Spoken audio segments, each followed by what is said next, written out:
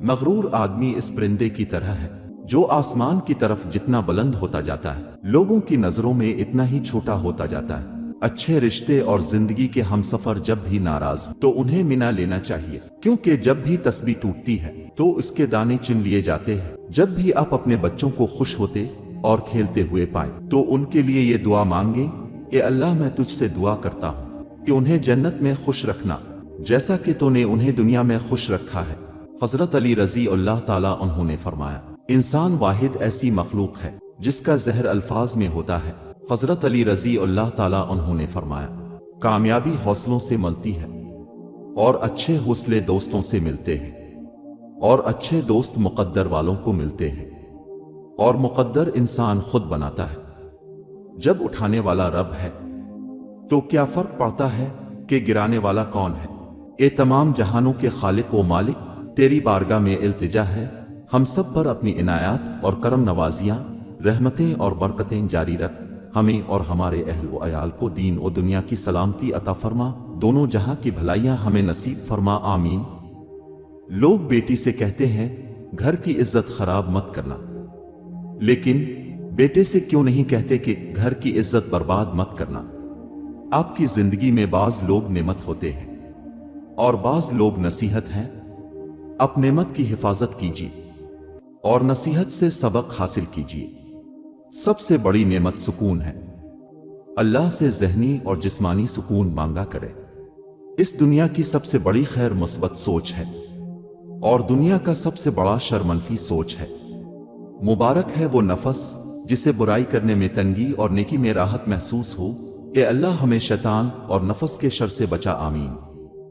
اللہ تعالیٰ پر چھوڑ کر بے فکر ہو جا، وہ ساری کائنات کا نظام چلا رہا ہے تو تمہاری زندگی کو کیسے بکھرنے دے گا؟ زندگی بھی کتنی عجیب ہوتی ہے، پہلے ہمیں وہ دیتی ہے جو ہم نے مانگا بھی نہیں ہوتا، پھر جب انسان اس چیز پر صبر کر لیتا ہے تو وہ چیز بھی واپس لے لی جاتی ہے۔ سب سے بڑے فائدے اور انعامات میں سے نیک لوگوں سے دوستی کرنا اور ان کی دعاؤں کو حاصل کرنا ہے، زندگی میں اور موت کے بعد بھی۔ دنیا کے ہر میدان میں ہار اور جیت ہو سکتی ہے، لیکن اخلاق میں کبھی ہار اور تکبر میں کبھی جیت نہیں ہو سکتی۔ زندگی کے عجائبات میں ایک عجوبہ یہ بھی ہے کہ انسان ان کے ہاتھوں سے ہی تکلیف اٹھاتا ہے جن کے لیے وہ ہمیشہ دعائیں کرتا رہتا ہے، انہیں کوئی تکلیف نہ ہو۔ ظلم کے پاؤں سے جو پھول مسل جاتے ہیں، خار بن کر وہی پتھر پہ نکل آتے ہیں۔ سمندر بے بسی اپنی کسی سے کہہ نہیں سکتا، ہزاروں میل تک پھیلا ہے پھر بھی بہہ نہیں سکتا۔ یاد رکھو خواب تمہارے ہیں تو پورے بھی تم ہی کرو گے، نہ حالات تمہارے حساب سے ہوں گے نہ ہی لوگ۔ ہم فقیروں سے دعاؤں کا کہا ہی نہ کرو، رد ہوئے ہم تو تمہارا بھی یقین جائے گا۔ جن دوستوں کی آج کمی ہے حیات میں وہ اپنے درمیاں تھے ابھی کل کی بات ہے۔ پھول کسی نے پھول سے پوچھا، تم ہر کسی کو خوشبو دیتے ہو، آج تک تمہیں کیا ملا؟ پھول نے مسکرا کر جواب دیا، لینا دینا کاروبار ہے، جو دے کر کچھ نہ لے وہی سچا پیار ہے۔ نمازیں سکون دینے لگتی ہیں جب ہم ان کو وقت پر ادا کرنے لگیں۔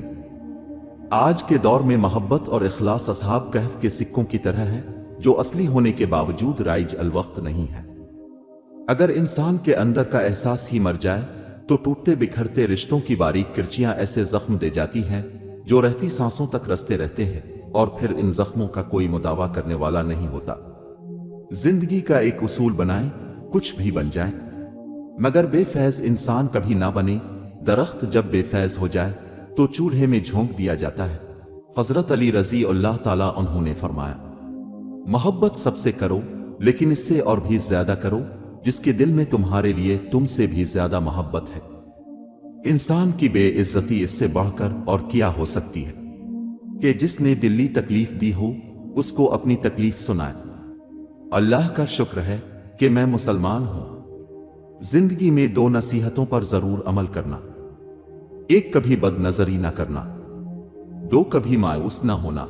کسی پر بھی حسد مت کرو، ہر کوئی اپنا نصیب لے کر آتا ہے۔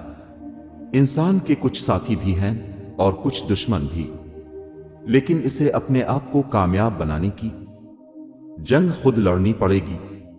کیا بیچ کر ہم خریدیں فرصت؟ اے زندگی، سب کچھ تو گروی رکھا ہے، जिम्मेदारी के बाजार में उसूलों के लिए जंग करना बहुत आसान है, उसूलों के मुताबिक जिंदगी गुजारना बहुत मुश्किल है।